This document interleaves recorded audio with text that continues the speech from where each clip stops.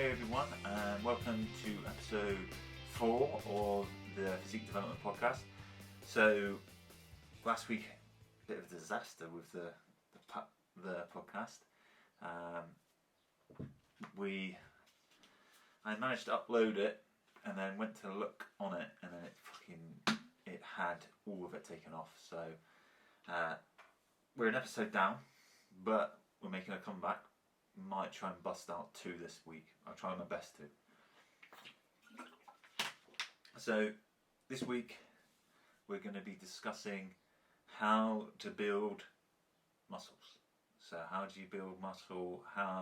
What type of thing is where a lot of people are going wrong? I get it a lot. Joe don't seem to be growing. Joe, I don't seem to be building any muscle. I just seem to be putting on fat. Where am I going wrong?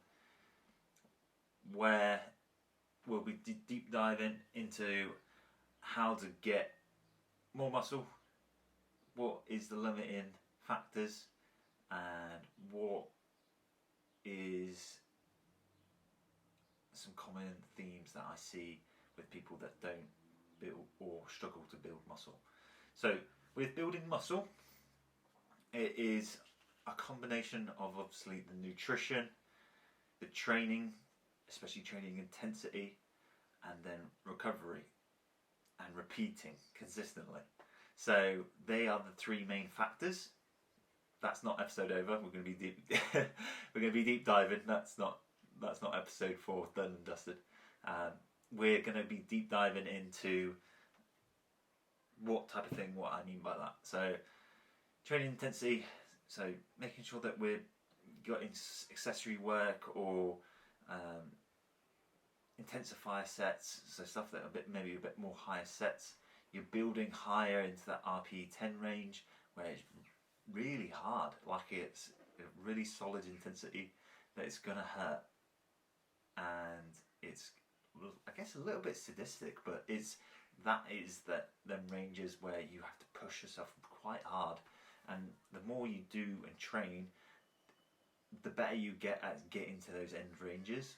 And people that train for a long time are very good at hitting those end ranges because they've experienced it more often. When you're new to the gym, it's actually quite hard to get to that 10 because it's not comparable to many things, especially if you've not played sports growing up. It's quite a new sensation. So bring them to training intensity, to your training, and making sure we're progressively overloading into each training session. So making sure that we're progressing. So the difference between exercising and training. Exercising is kind of going and then just doing this and that, and not really caring about progressing. You're just doing it just to stay in shape. And you're not really going to progress that way. You're just going to stay the same. So you need to be beating the numbers week in, week out to make sure that you're progressing when you're in a muscle gain phase. With nutrition, you've got to make sure that you're hitting your optimal protein intake for recovery of muscles. You've got to have a certain amount of fat to make sure hormone optimization is on point. Obviously, if your hormones are out of whack, you're going to struggle to put on muscle. Carbohydrates, the building blocks of shuttling the nutrients into the cells and giving you energy for your training session. So that within your phases of a muscle gain phase will slowly get bumped up. Once the protein and fats have been optimized, is then you start bumping up the carbohydrates depending on how much weight you're looking to put on. You might need phases where you pull back a bit and let body recomposition before reboosting again. You can get into a phase where your appetite will go and you feel a bit sluggish and you're not really putting on muscle, you end up just putting on fat. That's a good time to start pulling back with your carbohydrates to let your body kind of readjust to this new body weight and the amount of food. Readjust, get some insulin sensitivity, and then look to bust it back up again. So that's important. Good quality whole food sources. So when I say good, have fats in your diet, I don't mean going to the fish and chip shop and drinking the the oil from the takeaway, and having chips all the time. That's not what I mean. It's getting good whole quality food sources and getting good whole fat sources. So fats, a good quality fats is normally at room temperature, hasn't been damaged. So olive oils, but at room temperature, not warmed up, because that's when it starts to get damaged. With different smoke points, but generally I just don't like having fats that are warmed up in general. So good held food sources that are at room temperature, oils such as olive oil, coconut oil, avocados, nuts and peanuts, peanut butters, butter,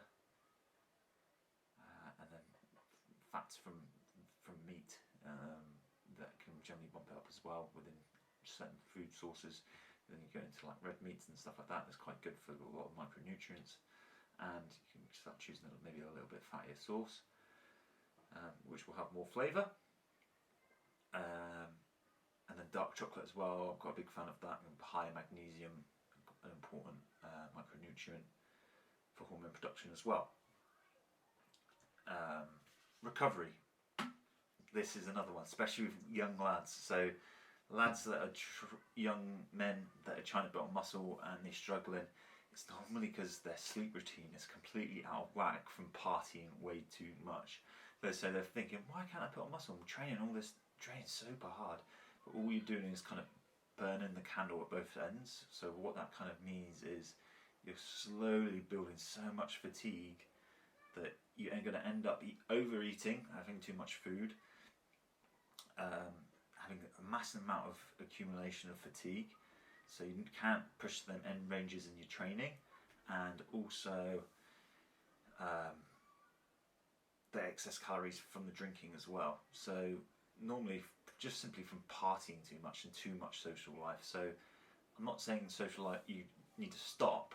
You can still have social occasions and still be at them, but you're going to have to start prioritising some sleep during the week and maybe reducing the amount of social occasions. And if you're a heavy drinker or you like drinking a lot of alcohol, especially when you're younger, you're going to just have to start prioritising which ones are the most important. You can't do everything. It's a selection of priorities, what means the most to you. A good rule of thumb, if you do like a lot of social occasions, is a 4-to-1 ratio, so 4 weeks of solid training and then having a social occasion. That's a kind of good rule of thumb. Or then trying to balance it in.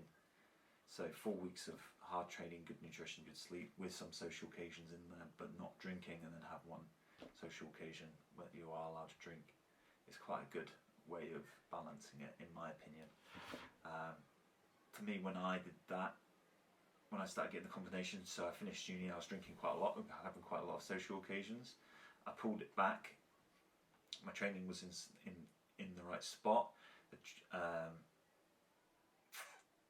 My nutrition went obviously way better because I've started choosing whole food sources rather than just fucking takeaways and shit, and just eating whatever I want, what I could afford, and just having loads, a ridiculous amount, because I had no energy, because I was partying all the time and had no sleep, and I had to do a lot of work, and I was just up all hours. So better sleep routine, my training got back on point, my nutrition got back on point, and funnily enough, I built a lot more muscle. And when I went into the fat loss phase, I had actually a lot of muscle to show in a toned physique, which I wouldn't have had if I didn't put that in place first, the lifestyle factors and the training and the nutrition, and getting the biochemistry right, which is then vice versa improved my physique. So they are the main factors for building muscle, in my opinion, especially for young lads, is improving your sleep, getting 8 hours, trying to get in a regular routine, getting a progressive training routine, trying building on from last week, and then choosing exercises that are difficult, and pushing into those higher intensities, which will push yourself, which is a good thing. And sorry, I just can't remember. Nutrition, training, sleep, and recovery. So training, pushing hard with your training, nutrition, getting good whole food sources that are going to benefit with optimal protein intake and fat, which is going to benefit your hormone stabilization and your protein, sleep and recovery, and then just daily movement as well. That's going to help with just digestion and being able to absorb more food than someone that's quite sedentary. So that is episode 4. I'm going to try and bust out episode 5 this week, and let me know if you will enjoy this. If there's any topics you would like me to cover, just drop me a message below. And if you're interested in my online coaching package, please give me a message as well. I'll put a link below where I will structure everything from your lifestyle to training to nutrition, and we work together one-to-one as well, where we will communicate and making sure we're staying accountable towards our goals and start progressing towards it. Have a great rest of the day. If you need any help from me, please drop me a message. Hope you're all well. Hope you're having an amazing Monday, and I will see you later this week for the